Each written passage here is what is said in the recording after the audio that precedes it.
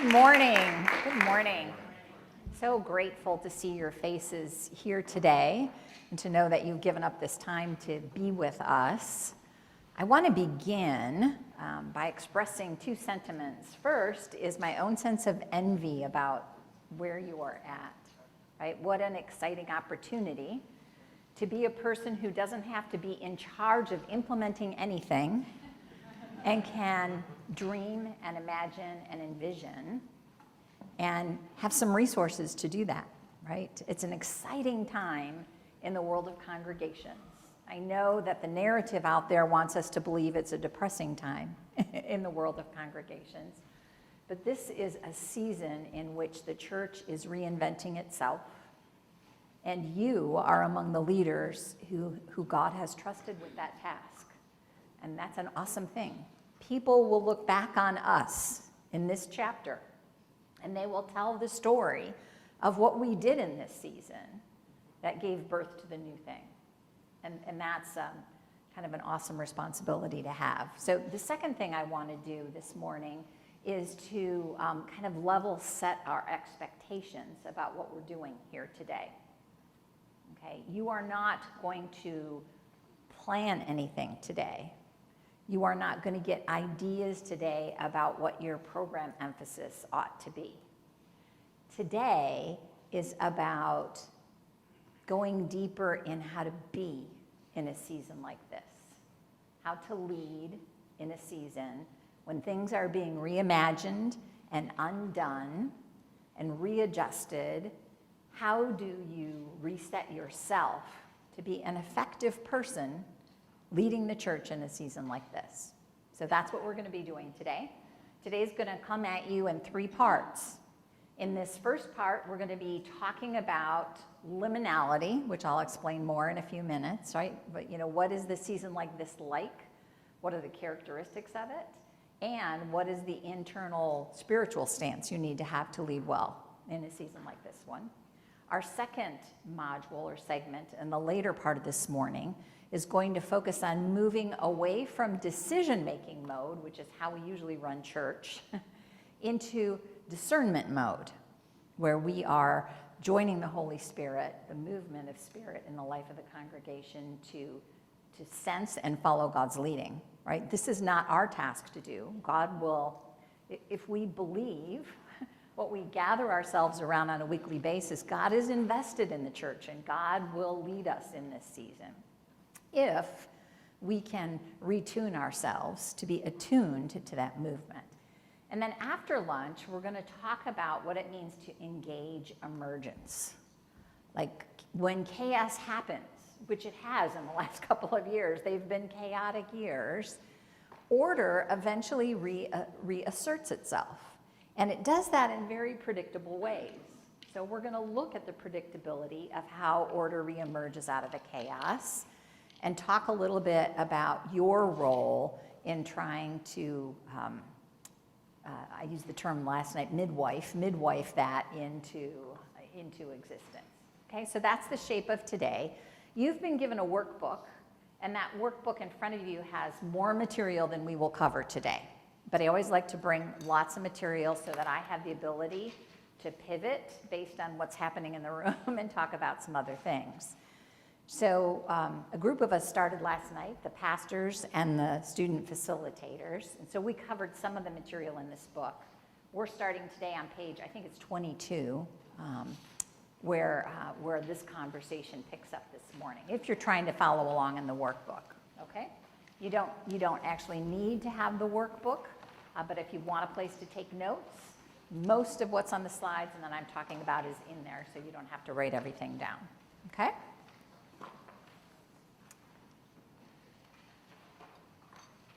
I want to start our time by offering you this little snippet of a poem that I think is a gem and introduces this idea of liminality to us. Liminal, the space between neither this nor that, ripe, potent, uncertain, shaky, a dawning, a dusking, the imminent threshold emerging, crossing to what? Slow down. The moment is calling you to pay exquisite attention. I'm worried you people can't see this screen. Can you see it all right? I can maybe flip this a little bit more, but then the other table won't see it. I'll try not to stand in your way. So the author is Christine McDougall. I want to just lift up the last stanza of that poem. The moment is calling you to pay exquisite attention. So liminal seasons, seasons like this when we are stuck in between things, call for us to pay attention in special ways, but everything in our environment doesn't want us to do that. Everything in our environment wants us to rush, to fix problems, to brainstorm lots of solutions, to figure out a way forward rapidly, to execute on those things. And yet what the season requires is a slowing down. And it's counterintuitive to everything that we want to do. So when I use this word liminal, when I first wrote this book and submitted it to the publisher, I had called it Leading in a Liminal Season. And the publisher came back and said, you can't name the book that because nobody knows what liminal is. I think post-pandemic, we kind of all have heard this word and we all know what liminal means. But just to get us all on the same page, liminality is a quality of ambiguity, or it's that sense of disorientation that happens when we find ourselves in transitional spaces. When a person or a group of people finds ourselves betwixt and between something that has ended, but a new thing that is not yet ready to be born. And if this doesn't describe the collective church right now, I don't know what does. Something has ended. A way of thriving as the collective church back in the 50s and the 60s, right? When everybody just came to church because it's what fit the culture and what everybody did, to this time when all the programmatic emphasis we did for so many years, the youth programs, the children's programs, the choral programs, so much of it has just stopped working. And yet we find ourselves busy and invested in protecting all that old stuff, when where we need to be is in this space of trying to discover what are the new things that might emerge next. But the fact of the matter is we just don't know yet. And that's an uncomfortable place for all of us to sit. Well, then what do we do if we're not doing all the old stuff and nobody can tell us yet what the new stuff is that works everywhere? The Franciscan priest, Richard Rohr, has written many beautiful books, but he says this about liminality. It's that space that human beings hate to occupy where God is continually taking us. If you think about it, if you think about our biblical stories, every great biblical story is a story about liminality. Every one of our biblical heroes goes on a liminal journey. From Adam and Eve, who set up the whole experience, human experience is a liminal experience. We've been driven from the garden and we're living out here. That's liminal, right? Noah has a liminal experience on the ark. Jonah has a liminal experience in the belly of a whale. Abraham and Sarah embrace liminality when they leave home and they go on this great wandering to found a new nation. The Exodus experience is liminality. We can track that all the way through into the New Testament, right? When Jesus comes out of the baptismal waters and is driven out into the desert for this liminal experience in the wilderness, where he is formed into his ministry. And Paul, who is struck blind on the road to Damascus, and has this liminal experience of blindness in which he is reshaped into the messenger that God wants him to be. So the question for all of us is, if this is where God meets us, if this is what God embraces, is liminality, where we are undone and reshaped, why do we battle against it? You know, why do we hate it here in this space where God is reforming us into something new? Because it makes us uncomfortable and we are not in control, right? So today, a lot of today is about helping us think about how to embrace the season and how to have a spiritual stance that allows us to do that. So in contemporary culture, the origins of this word actually came from a cultural anthropologist by the name of Arnold van Gennep, who studied Aboriginal cultures and noticed that across Aboriginal cultures everywhere, there is a way in which communities emerge through transition. So for example, a young child stepping into an adulthood, a young boy who is ready to become an adult and has been living in community with his mother and the women and is sent out on some kind of a quest in the wilderness and then is received back into the community as an adult. And what Van Gennep noticed is that these experiences across cultures, whether it's preparing for marriage, preparing to accept new leadership, always involve the community coming together and disassociating, meaning dropping their cultural norms for a brief time to welcome the person back in their new identity.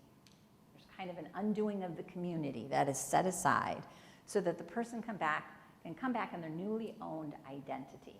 And so he talked about this state, this in-between state, where the community undoes itself as these liminal seasons. In the 1960s, Victor Turner picked up that term and started applying it to organizational settings. And so that's where we get a lot of our language about it today as we talk about organizations. In all of this literature, liminality always has a three-part structure. So there's always a season of separation where a people or a group of people separate from an old way of being or doing things. There's the in-between period that is highly undefined, where everything kind of comes apart. And then there is a reassimilation period. And people talk about these three phases in all kinds of different ways. Bridges in his work talks about them as the ending, the neutral zone, and the new beginning, right? We can find this all over in organizational theory. We find this notion of liminality, though, all over the place in different kinds of contexts. This feeling of like having let go of one trapeze but not yet catching the next one and just hanging there feels powerful, I'm flying, and terrifying, I'm falling, right? It's both of those things. But we find liminal contexts.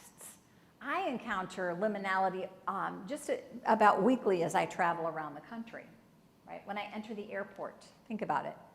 The airport is a liminal zone. Nobody lives there except in a few movies, right? Right? And some people work there daily, and so it's less liminal for them. But for most of us, we go into the airport not as a destination, but a place to be, to collect on our way to someplace else. Next time you do that, pay attention to your own behavior and the behaviors of people around you. What I notice is that as soon as I enter through that TSA checkpoint, I start rushing. I rush through airports. I can't tell you why. I had 2 hours before my flight was going to board just the other day, and I rushed. I rushed to get through. It was like I was trying to master something, right? Because everybody else is rushing. It's what you do there. It's let me move through this space. I climb on that airplane, and I sit with my body touching the body of a person next to me, sharing an armrest or a leg, and I don't even talk to that person. There is no other place in my life where I would consider that acceptable behavior. But in liminal spaces, the rules are different. People behave differently. They enter the zone, and they adjust to the liminality, and they adopt new ways of being. Some of the liminal contexts that we take advantage of as church is, think about it as when we send our youth away to camp. Camp is a liminal experience. We intentionally take our youth out of their comfortable environment. We put them someplace where the rules are different and everything is different because we want to unfreeze them so we can work on moral development with them. It's an intentional process, hoping that when we send them back into their regular environment, some of that formation that happened in that liminal place will stay with them. Right? We have liminal seasons. A congregation goes through a pastoral transition. Most of us, many of us have lived through that in one way or another. It's unsettling for the whole congregation and for the leaders. This is the way we did things with the departing pastor. And now there's a new person, and the communication is different, and the way we share information is different, and the decision-making is different, and how conflict gets managed. All of that is different. It's a season of liminality where things fall apart. Church mergers are very much liminal seasons. Then we have liminal eras and whole epochs. Phyllis Tickle wrote about the church. In church history, we can track about every 500 years or so, the church goes through a massive reorganization. She calls them like a giant rummage sale. We have the Great Reformation and the Great Awakenings, okay? And her argument, and many others, would say that we're in one of those liminal epochs now, where everything is becoming undone. And if we take the short view, we say, well, the church is dead. Let's bail on it. The next generation has abandoned us.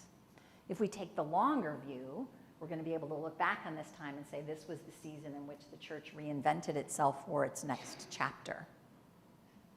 My thesis in this work is that we are living in one of these liminal eras, which is not likely to end anytime soon. People talk about this liminal season as if it's about the pandemic. The pandemic made us painfully aware and accelerated all of what was happening. But getting post-pandemic doesn't mean that we're ending the liminality. We are going to be in this liminal space for a long time. And this requires a non-traditional kind of leadership stance and a different body of leadership work. And this is where you come in. You are the people being asked to do this non-traditional work in your congregation for this season. So some people hear me talk about this and they'll just say, isn't this change management and haven't we been doing this forever? No, this is different. Because in change management and all the change management literature describes change as knowing where you're standing. I'm at point A, and I need to get me and my people to point B. And my job as a leader is to look at all of the obstacles in the way, present a strong enough vision about where we're going so that we can overcome those obstacles and get over to point B. That's what change management is about. The challenge with liminality is that we can neither describe the end point. We don't know where we're going. I can't paint you a picture of it or a vision about it. And I can't even really tell you where we're standing. Just to drive that point home, remember back to the early days of the pandemic? Remember when we thought we were shutting down for 2 weeks? We were buying groceries because it's like, okay, we're going to stay in our houses for 2 weeks and we'll reopen by Easter. All the church, we all thought we'll be open again for Easter. And then, and so I watched all over the country as pastors went on videos and said, you know, hunker down. Okay, we've got these videos that you can watch, and we'll be back together by Easter. And then a week later, they'd say, well, maybe it's going to be Memorial Day, right? And we'll be back by the time Labor Day comes around, maybe by Christmas, right? Like we'd start with one plan in the morning, and by the afternoon that plan had changed because what had happened with the virus changed and what the CDC was telling us had changed. And so we were continually on this shaky ground. So we couldn't describe point B. We couldn't describe point A. We had no idea where we were going. And yet people were still looking to us to lead, to make sense out of the craziness for them. In the midst of this, I discovered my new favorite piece of literature. It's from the book of Ezra, which is not in any of our lectionaries, and so we don't talk much about the 3rd chapter of Ezra. But there's this little gem of a scripture verse in there that I have come to love. So that, just so that you know what the context is, this takes place at a time when the first temple has been destroyed, okay? And there's been a period of time with no temple. And the people are regathering to celebrate because the foundation of the second temple is being laid. So the people are coming together for celebration. And all the people gave a great shout of praise to the Lord because the foundation of the house of the Lord was laid. Yay! We're moving forward. We can see the vision. We know what's happening next. But many of the older priests and the Levites and the family heads who had seen the former temple, they wept aloud when they saw the foundation of the temple being laid, while many others shouted for joy. And no one could distinguish between the shouts of joy from the shouts of weeping, because the people made so much noise and the sound was heard far away. So lest we think that's what is happening in our congregations is somehow new, I give you Ezra Chapter 3, which reminds us that when you're taking people through a liminal season, they make a lot of noise. There are a lot of people who are mad at you because you're not going fast enough forward. There are equally as many people mad at you because you're not going back to the way things were, and they have a lot of nostalgic stories about the good old days and how good it was back then, and why can't we just replicate what we did? And you as a leader stand in the middle trying to figure out, what do I pay attention to? Whose voices do I listen to? When am I prepared to move forward? When do I need to stop and listen and help people breathe? And that's the challenge of the season that's captured so well in these Ezra verses.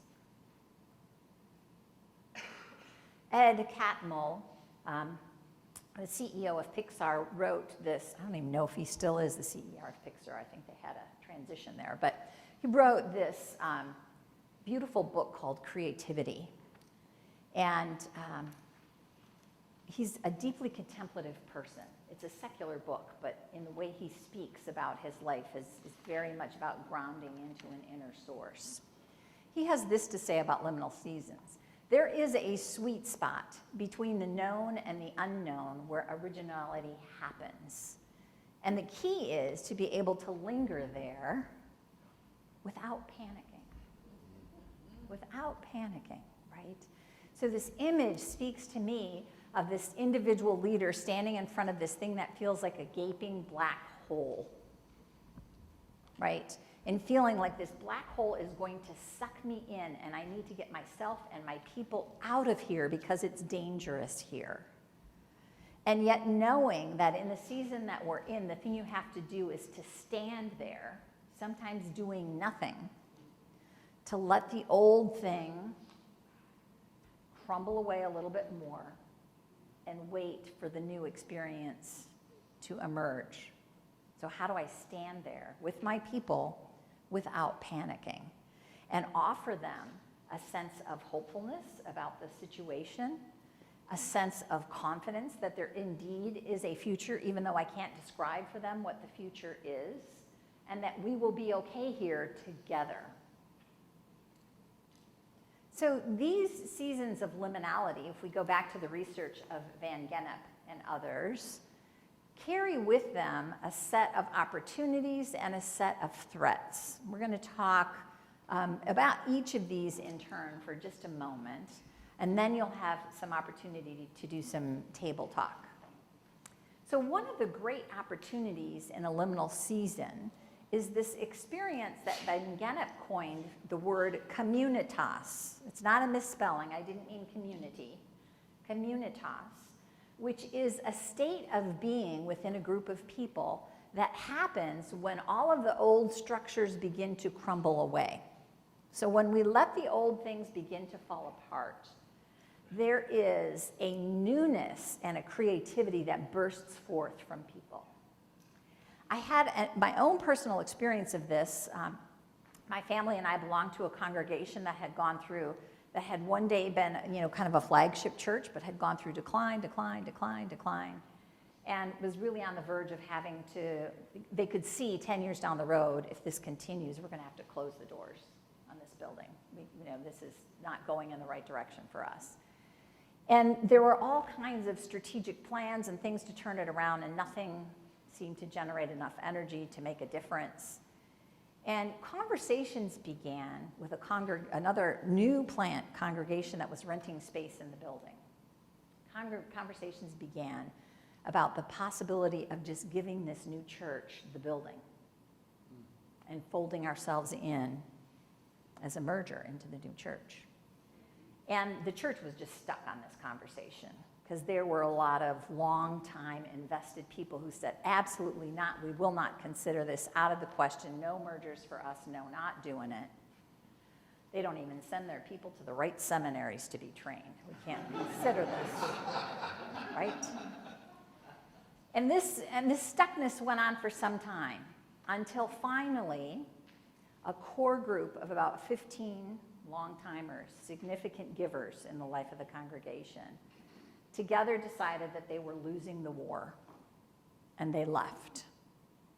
They left together.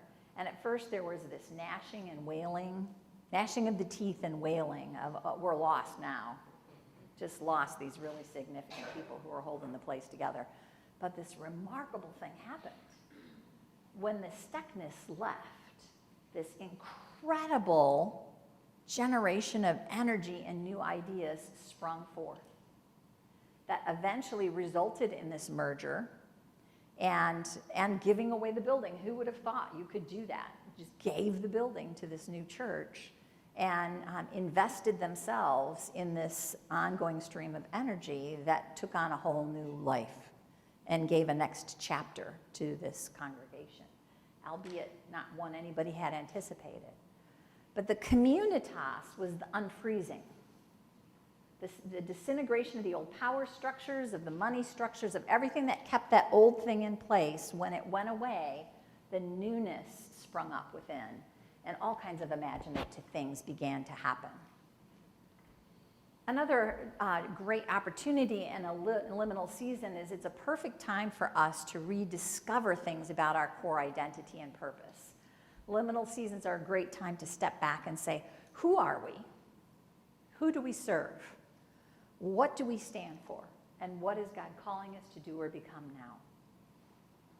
There's enough space for people to take a deep breath and answer those questions in new and fresh ways. Liminal seasons are a great time to shed old skins, things that just don't fit us anymore. Yes, we were known forever as the congregation that existed for our children's ministry and our music ministry. That's what we were known for. People came here all over to have their children participate in these programs and in this music ministry. And now suddenly we find ourselves with no children. Who are we if we don't have children? Can you even do church if you don't have children? It was unthinkable for this congregation that I worked with, right? But the liminal space allowed them to realize that they had a brand new senior housing complex being erected just a quarter of a mile down the street. That was a ripe place for ministry, and that they had to shed their identity as the place that existed just to raise families and children and become something new. Shed the old skins. Liminal seasons have a great capacity for us to deepen our skills of discernment, and we're going to spend more time talking about that after our break, so that's all I'll say about that now. When we flip over to the threat side, liminal seasons are known for producing anxiety. And I don't know if any of you have noticed this, but what I have noticed is that when people are anxious, they don't behave particularly well. Right? They act out. All kinds of dysfunction and conflict emerges when people become anxious. And we, the leaders, find ourselves spending all of our energy coping with the anxiety rather than leading people through the things we want them to focus on. And so one of the threats are that we can become absorbed by the anxiety, or we can become vessels for the anxiety ourselves, which doesn't do anybody any good. Another threat in liminal seasons is denial. This isn't really happening to us. One of the most common forms of denial that I see all the time is the nostalgia, right? Let's just remember the good old days. Let's just focus on the things that worked back then, and let's do those same things in fresh ways, and that will end all this for us. It will take us back to those glory days. Right? That's a form of denial. Powering through as if nothing has really changed here. The church post-pandemic is the same as the church as pre-pandemic. We just have to get people back in here. How many times have you heard the conversation, we just need people to come back into the church? You just have to come back to worship. As if, yeah, that's all. And as if what we have been doing without them in the building for worship was somehow didn't count. That wasn't really real. And people who participate in the congregation without being there on Sunday mornings for worship, that's not real participation. That's a lesser way of being in church. That's a form of denial, right? Another form of denial is the extreme throwing up of our hands and saying, well, nothing matters then. Like, there's nothing left for us, nothing matters. Let's just do what we've been doing, recognizing we're just going to die, so let's just enjoy one another while that happens. Okay, let's have some good potlucks, and let's just, as long as this pastor's here, I figure I got about another, 10 years left on this planet. If this pastor can be here to bury me, then I'm good. Right? Let the next people worry about their thing. I got what I need. That's a form of denial as well. In a liminal season, one of the big threats that we face, that is both opportunity and threat, is the changing power dynamics in the church. Things are shifting. People who were once at the center and were the big voices have stepped back.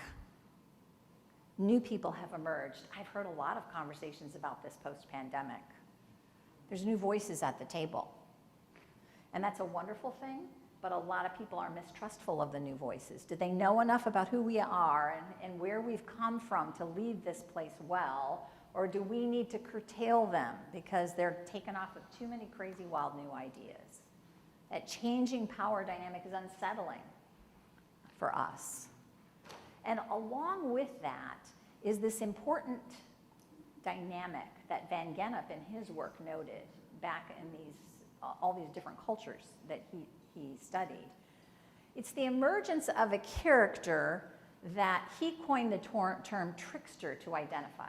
Now, I want to stop here and say trickster is used in a different way in many Native American and African American cultures. In a lot of African American and Native American folklore, a trickster is a positive character, a clever person who out-tricks the system. That's not what I'm talking about here, okay?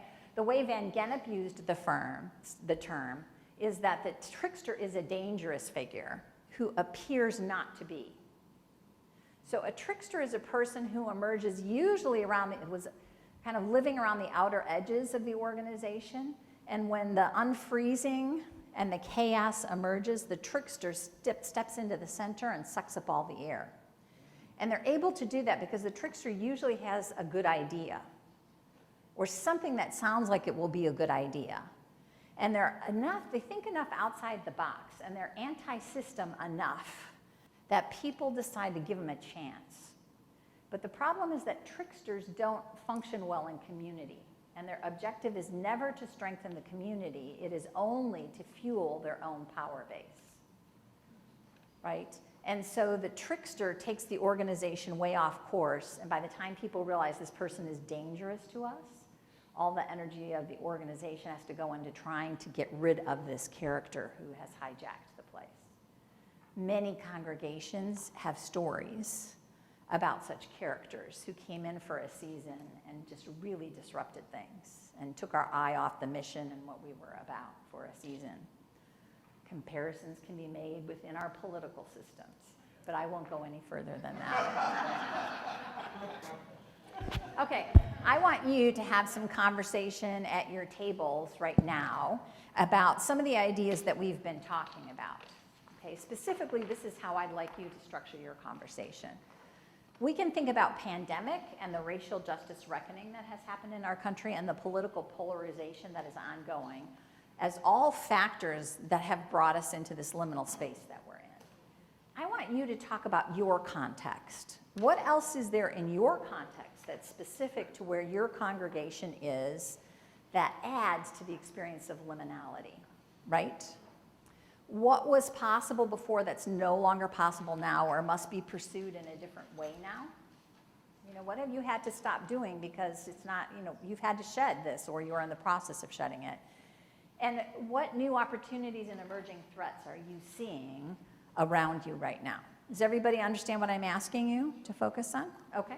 All right. Go ahead and have that conversation. Okay. We're gonna take about 15 more minutes for another bit of content, and then we're gonna have our official break. Okay. We'll be taking a 15-minute break after this. So I do want to kind of shift the conversation for a moment to introduce a related concept to what we've been talking about. We've been talking about liminality and what the space is like, the opportunities and the threats, and what the experience of liminality feels like. I want to shift our attention for the next 15 minutes just to talk about what it means to lead with a different kind of leadership stance in a season like this one. And I'm referring to this different stance as leading with presence. So in the rest of our time together, if you hear me referring to being able to lead with presence, I'm talking about this fundamentally different way of being as a leader in a liminal season.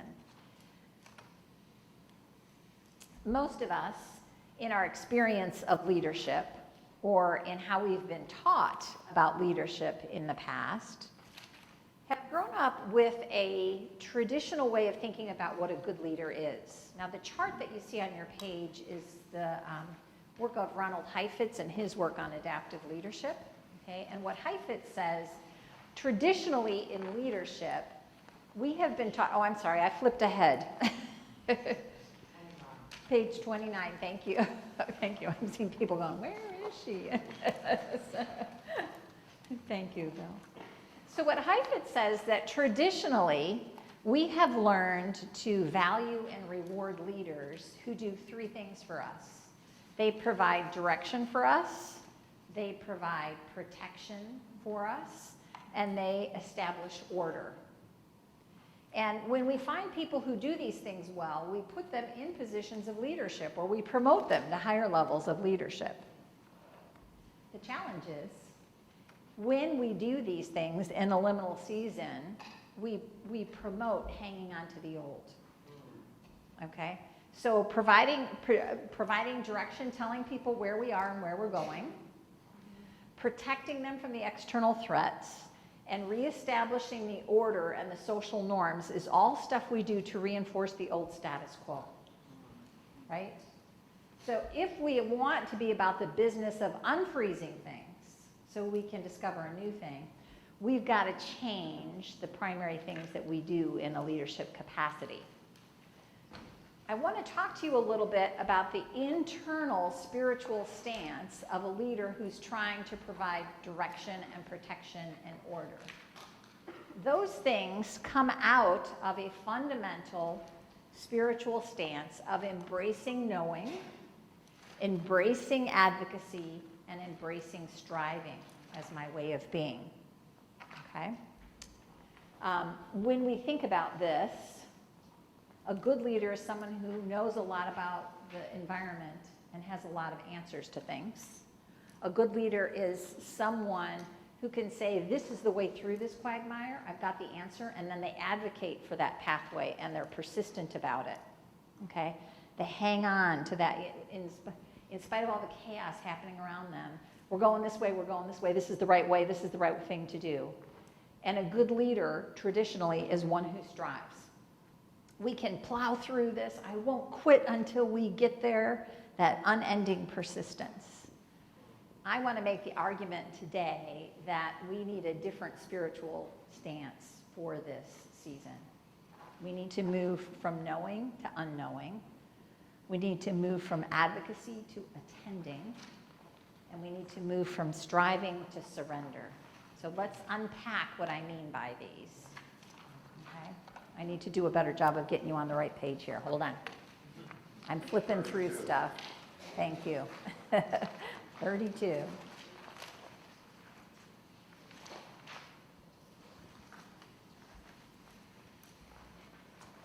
So I think the best way for me to illustrate these three shifts is to tell you a story from my own practice with congregations. So this is a story from a congregation, a United Methodist congregation that I worked with probably about 8 years ago now.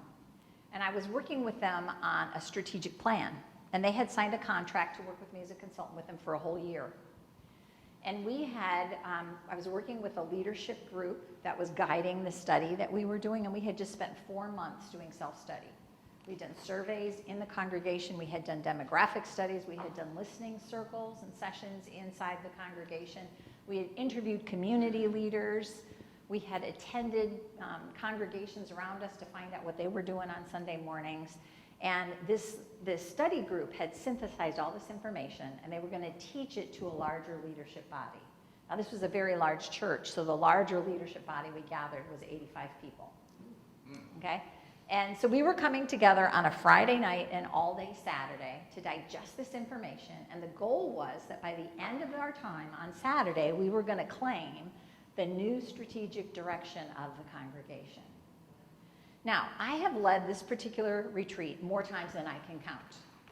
I've got a design for it. I know that when we get the process done, the motto of the consultant is always trust the process, trust the process. If you get the process done, they will get to a conclusion. I don't know what the conclusion is, but you can get them there, but you've got to get the process done. If you don't get the process done, you send everybody home on Saturday in this place of, ugh, we don't know what we just did, and we wasted our time. We didn't reach any kind of conclusion. So this is my mindset. My mindset as I enter the weekend is, I am a good facilitator, okay? I know how to do this. I've done this lots of times before, and I know I just need to work the timetable. That's my job. Get them through the process. So Friday comes, we're assembling the room, we're getting it set up, and in walks this character I will call Joel. Joel was a member of the congregation. He'd been invited, hadn't met him before. He entered the room, and within about 15 minutes, I could see that there was something off about Joel's behavior. He was disruptive, is the only way I can describe it. Every time we set something up, he wanted to unset it. He wanted to criticize it. He couldn't find a way to fit into anything, right? He just kept moving around, disorienting people. And my facilitator antenna went up. And because I knew I've got to control Joel. If I don't control Joel, this thing is going way off track, right? So I had all these different techniques for how to get Joel moving from table to table so one group wasn't saddled with him. And how to get him refocused on a task. And I was just managing Joel as I'm trying to keep the process going. And I'm feeling pretty good. We're halfway through Saturday morning and we're on track, right? And the tables are working and they're doing their thing. And I'm standing in the front sorting through my next steps. And I see Joel out of the corner of my eye get up from the back table and walk over to me. And he comes up and he gets in my face and he says, "We have to stop now and pray." I said, "Joel, we're scheduled to pray in 10 minutes, right? After this next activity, we will stop and pray." But I'm not stopping them. Look, they're doing good work. It's going great. No, go sit down. Joel gets in my face and he's a little louder. The second time he's like, "No, we have to pray now," right?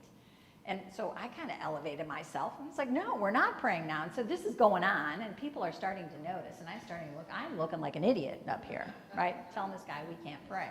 So I went and I got the pastor and I was like, "Let's stop and have a time of prayer." And the pastor was like, "Now? What?" And I was like, "Yeah, come on." Pastor led this beautiful prayer. We had people stop and pray at the tables. And to this day, I cannot explain what happened in that room, except that there was a palpable shift in the energy of the place. And looking back on that, when we were done with the retreat, every leader there acknowledged that all the best ideas about the future of the church emerged in the 5 minutes after that prayer. They all just bubbled up, right? And people came up to me afterwards and they're like, "How did you know to stop action and pray?"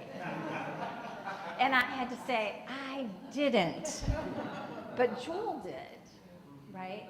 So what was happening here is I was so wrapped up in my knowing, in my advocacy for how to manage the moment, and my striving to overcome all the barriers, that I missed what was actually happening in the room. And Joel was able to see it.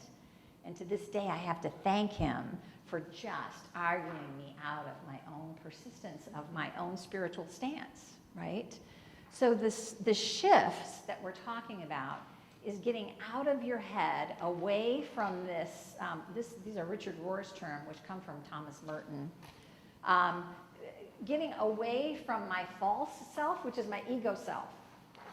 My false self is the one that's all invested in me looking good. You know, if I just think about the false self in the room right now, it's the thinking you have about, we are going to have the best project of anybody in this room, right? Like, we're going to prove our worth by the quality of the project that we come up with here, right? Or, you know, I as a pastor don't look good unless my church is growing. Growth has to be the thing that I accomplish, because that's how the outside world measures whether I'm doing a good job here or not. When in fact, the thing that may need to happen is some further shrinking to undo some things before the new thing can be designed. So my true self is the self God has created me to be, the one who doesn't concern myself with how good I'm looking in the world and whether I'm meeting those markers. So that shift to unknowing is not about getting stupid. That's not what I'm talking about. I'm not talking about saying, well, then we don't need to learn anything. God's going to take care of it. Let's just kind of just chill here. Okay. When I talk about the shift from knowing to unknowing, I'm talking about that spiritual stance of holding what I know, my expertise, loosely, just holding it out here to say, this is what I have to offer in the moment, but it might not be right for the moment. It might not be good enough. It's going to need to come from some source outside of me. That's what I mean by unknowing, being suspicious of my own expertise. Moving from advocacy to attending means moving out of that firm belief I have that the way forward is this. We just have to do this thing. Moving into a space of saying, let's pay attention to what's emerging right in front of us, like Joel did. Let's sense what's emerging right here in front of us to see what we need to attend to. And then the shift from striving to surrender is the shift not of, I'm not using surrender here in the sense of waving the white flag and giving up. That's not what I mean.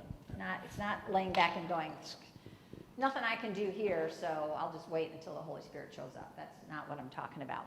Surrender is about a deep yielding. Okay? Yielding to the inevitability of the situation I find myself in. Okay?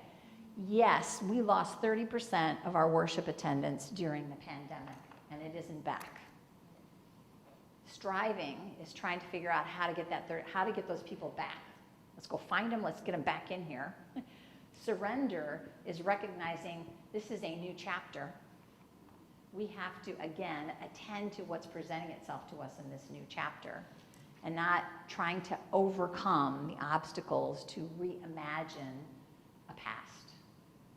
Surrender to the inevitability of where this is leading us, so that the purpose of surrender is so that I can be present to the new opportunities. When I'm in striving mode, I am captured by the past. When I surrender, I am yielding to the future. Okay. All right, we're going to stop there.